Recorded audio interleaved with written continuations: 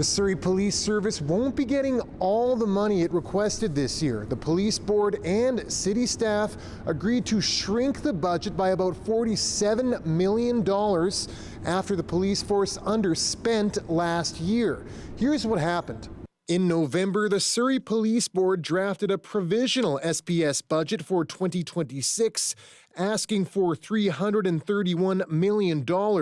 That's up from $240 million in 2025. The increase said to reflect the next phase of the policing transition, where SPS continues to expand and assume responsibilities in the remaining districts from the RCMP. A month later, Surrey's mayor said she wouldn't support the increase, which she said would spike property taxes. City staff and the police board spent the next 2 months trying to trim it down. A revised $284.5 million budget for the year was put forward, a near $47 million reduction. After a closed discussion Thursday, the police board voted in favor of the change. And all in favor? Opposed? Thank you very much, directors. The union representing officers slammed the revised budget.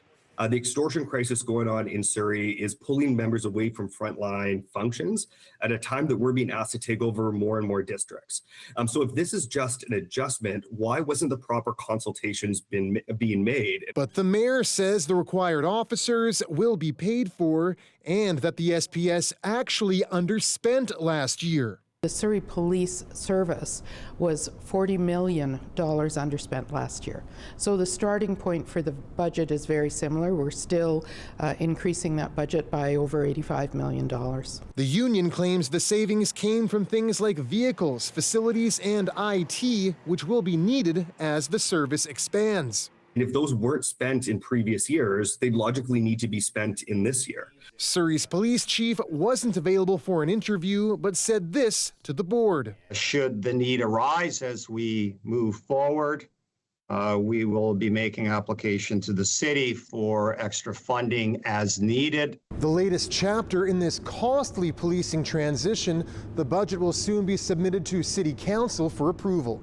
John Hernandez, CBC News, Vancouver.